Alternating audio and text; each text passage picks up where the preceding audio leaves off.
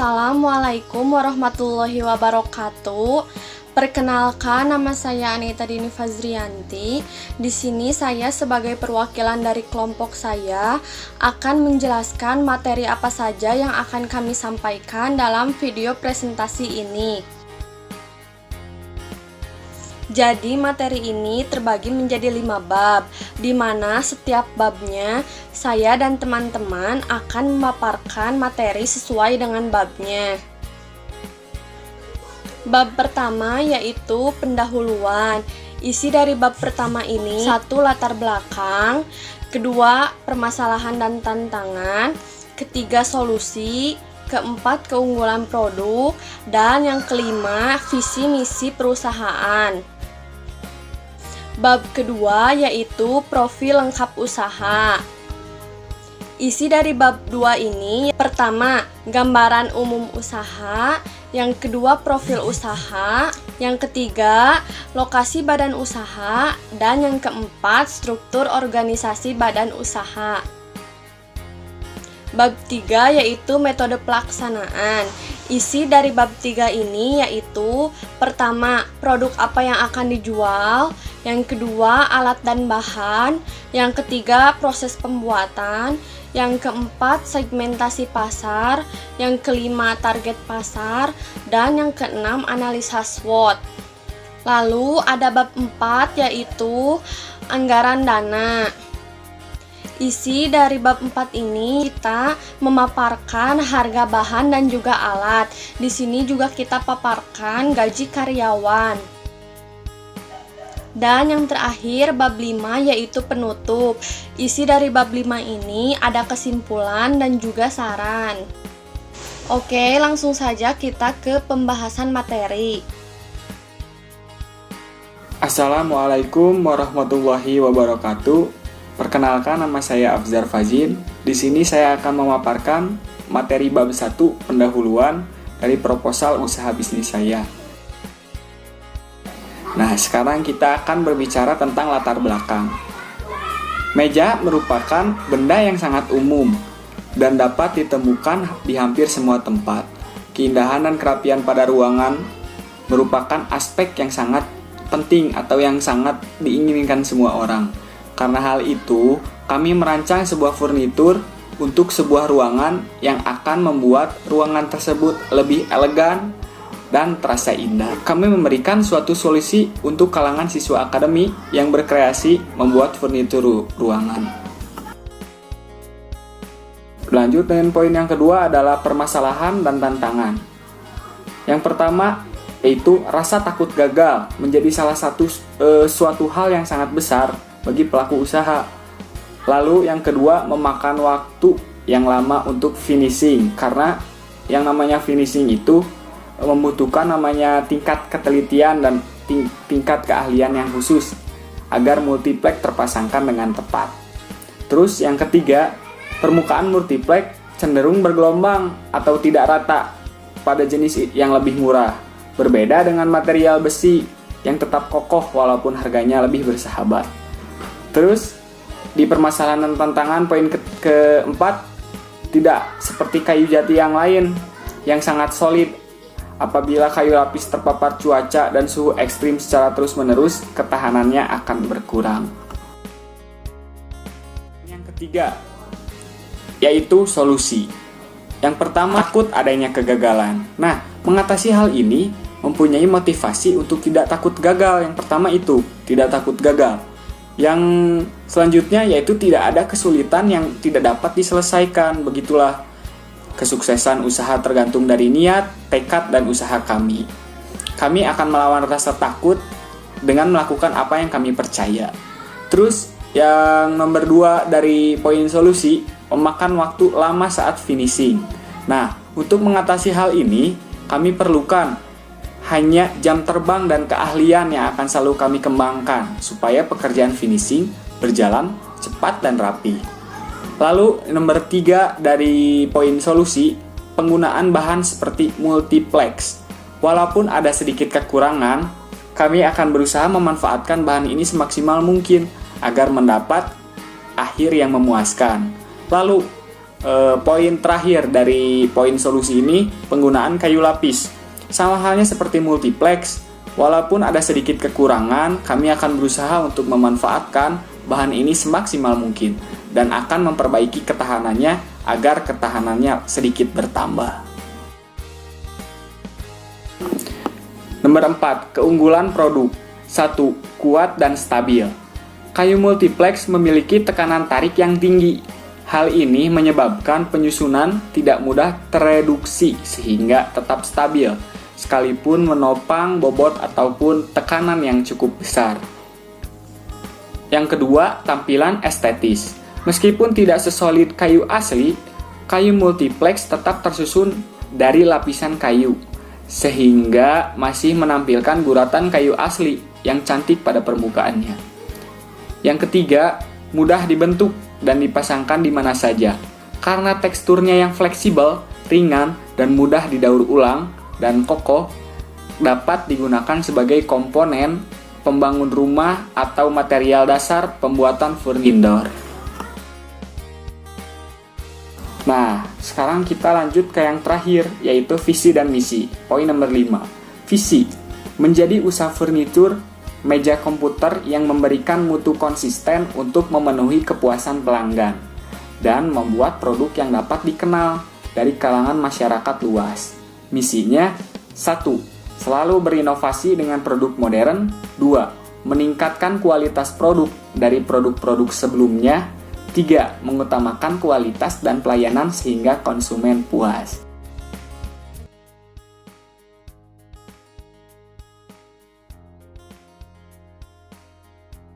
Assalamualaikum warahmatullahi wabarakatuh. Perkenalkan, nama saya Rian Hidayat. Saya di sini akan memaparkan materi tentang profil usaha. Yang pertama yaitu gambaran umum usaha. Produksi meja komputer ini merupakan usaha yang tidak akan ada matinya untuk berinovasi. Mengingat hampir semua benda yang ada di dunia ini mengikuti perkembangan zaman. Dan presentasi kepemilikan komputer selalu meningkat dari tahun ke tahun. Maka dari itu menjadi peluang bagi kami untuk menyediakan meja komputer. Tak perlu modal terlalu banyak, produksi meja komputer akan menguntungkan kita jika berhasil dijalankan. Yang kedua yaitu profil usaha. Badan usaha kami yaitu Mitra Karya Furniture. Jenis usahanya produksi furniture. Lokasi usaha kami yaitu di Jalan Jenderal Ahmad Yani nomor 595, Babakan, Surabaya, Kecamatan Kiara Condong, Kota Bandung, Jawa Barat. Riwayat usaha.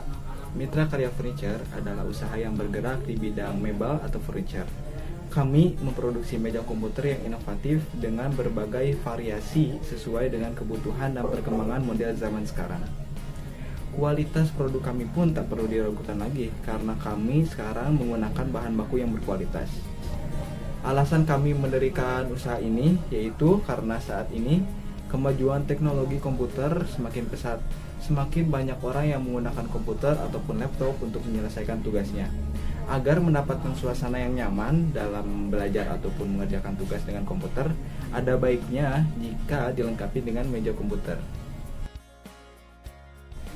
3. Lokasi badan usaha. Seperti yang disebutkan tadi, lokasi usaha kami yaitu di Jalan Jenderal Ahmad Yani nomor 595, Babakan, Surabaya, Kecamatan Kiara Condong, Kota Bandung, Jawa Barat. 4. Struktur organisasi. Yang pertama tentu pemilik. Di bawah pemilik itu ada asistensi, dan di bawah asistensi ada staf-staf khusus seperti staf produksi, staf keuangan, staf administrasi, dan staf pemasaran. Yang kelima yaitu uraian tugas dan tanggung jawab. Yang pertama, pemilik.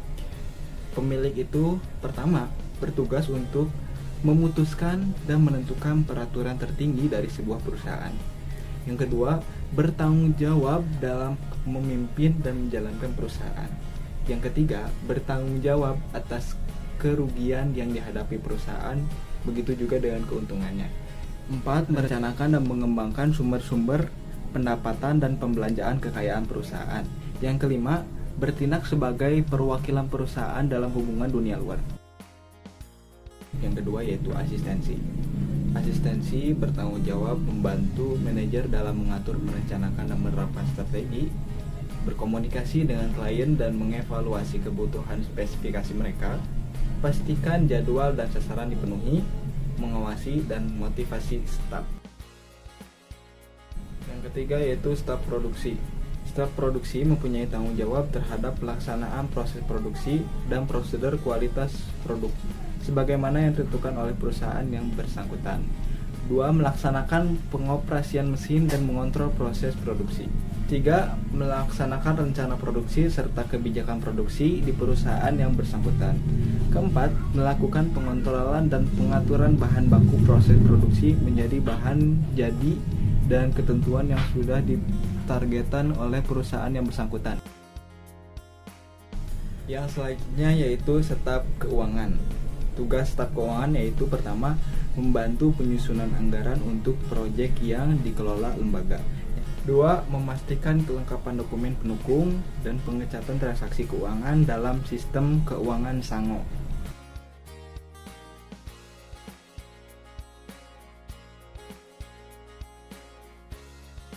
Assalamualaikum warahmatullahi wabarakatuh. Perkenalkan, nama saya Anita Dini Fazrianti. Di sini saya akan memaparkan materi bab 3 yaitu metode pelaksanaan. Sebelumnya, di awal video presentasi ini saya sendiri sudah memperkenalkan diri saya. Baik, langsung saja kita ke pembahasan materi. Yang pertama ada produk apa yang akan kita jual. Sebuah meja mempunyai berbagai macam jenis dengan berbagai fungsi yang berbeda-beda. Salah satunya ialah meja komputer. Meja komputer sendiri khusus dirancang untuk menempatkan komputer seperti monitor, keyboard, mouse, printer, scanner, dan aksesoris lainnya. Produk ini memang sudah ada di kalangan masyarakat, akan tetapi usaha meja komputer ini berbeda dengan furnitur yang biasanya. Meja ini dimodifikasi sedemikian rupa sehingga menjadi produk baru dan menarik yang dapat bersaing dengan meja komputer lainnya. Yang kedua yaitu ada alat dan bahan. Alat yang kami pakai 1.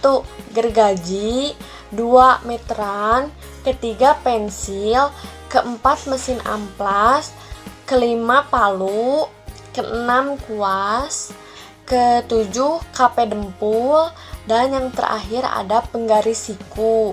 Lalu bahan yang kami pakai yang pertama ada multiplek, yang kedua ada lem, yang ketiga paku, yang keempat cat, yang kelima dempul, yang keenam hamplas, dan yang terakhir ada thinner.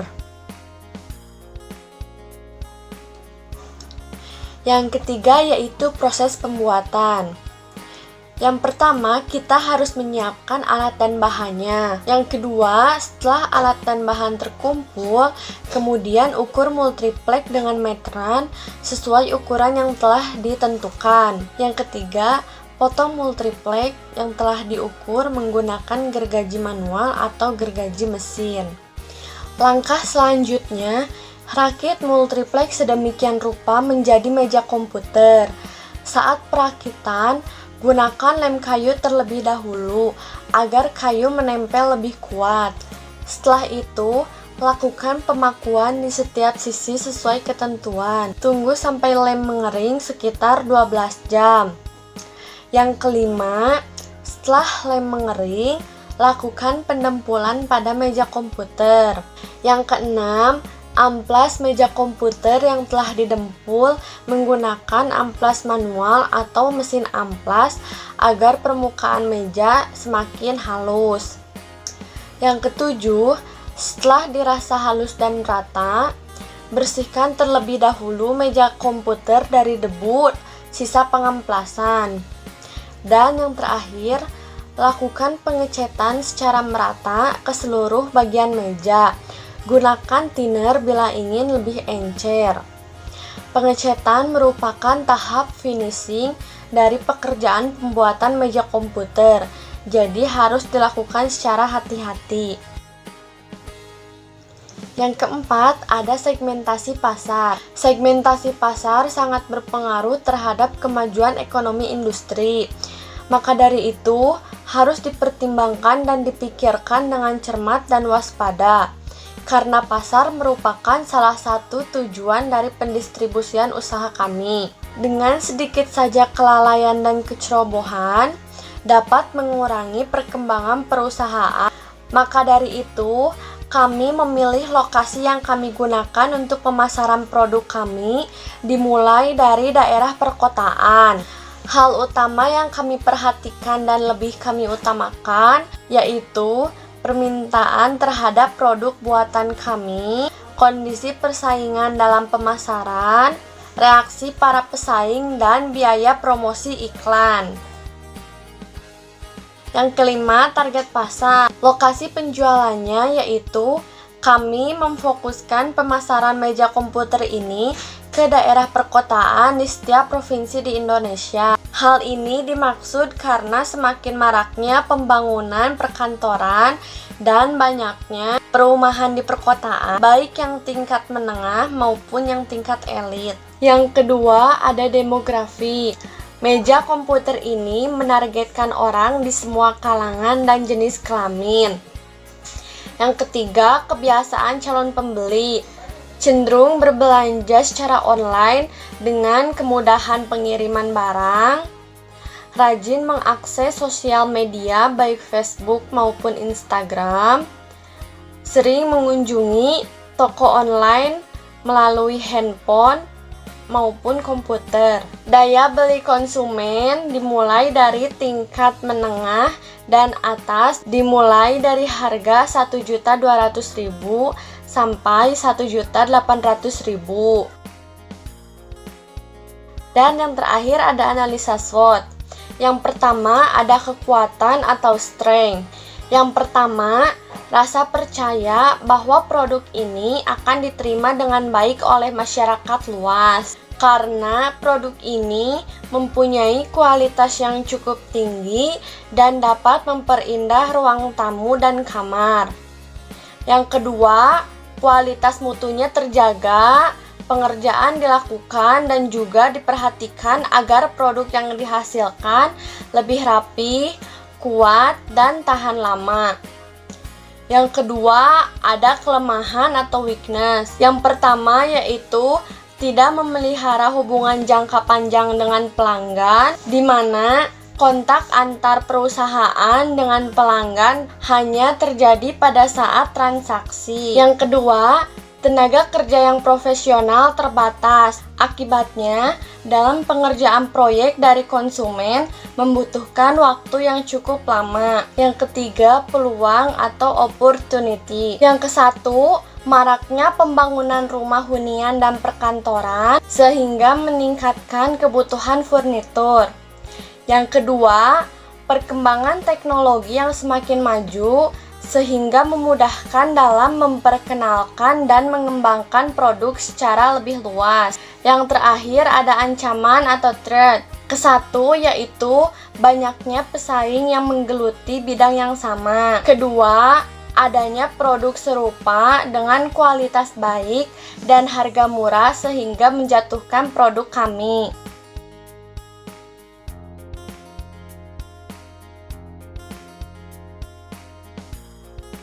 Halo, assalamualaikum warahmatullahi wabarakatuh. Nama saya Muhammad Aldian Sawardoyo dari kelompok 1.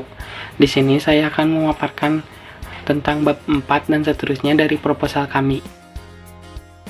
Di bab 4 ada anggaran dana. Apa sih anggaran dana itu? Nah, anggaran dana adalah sejumlah uang yang digunakan dalam periode tertentu untuk melaksanakan sebuah program. Di proposal kami, di bab 4, anggaran dananya dibagi menjadi 3 bagian. Yang pertama ada anggaran biaya untuk bahan, ada anggaran biaya untuk alat, ada anggaran biaya untuk gaji karyawan. Nah, jika ada total satu-satu, maka anggaran biaya untuk bahan mencapai 508.800, anggaran dana untuk alat mencapai 220.900. Nah, kalau anggaran dana untuk gaji karyawan mencapai 700.000, jika di total mencapai 1.429.700. Lanjut ke bab 5. Di bab 5 ada penutup. Kesimpulan kami, berwirausaha merupakan kegiatan yang dibutuhkan untuk melakukan sebuah usaha. Tapi peluang dalam berusaha merupakan kemampuan pribadi yang kita miliki. Selain ada kesimpulan, ada juga saran agar pelaksanaan suatu usaha menjadi lancar. Yang pertama, kalian harus pandai berkomunikasi. Yang kedua, tidak putus asa. Yang ketiga, bertanggung jawab dan disiplin. Nah, selanjutnya ada gambaran dari produk kami yang dari sebelumnya dan sesudahnya. Nah, produk kami nggak ngerubah ukuran dari produk sebelumnya, jadi produk yang sesudahnya itu masih sama ukurannya, cuman kita tambahin lagi fungsinya, yaitu kita nambahin tatakan keyboard sama tatakan mouse, jadi lebih fungsional sebagai meja komputer. Nah, sampai situ aja pembahasan proposal kami. Mohon maaf jika banyak kesalahan dan mohon maaf atas keterbatasan alat yang kami gunakan. Semoga kalian tetap enjoy untuk nonton video ini. Makasih yang udah nonton. Wassalamualaikum warahmatullahi wabarakatuh.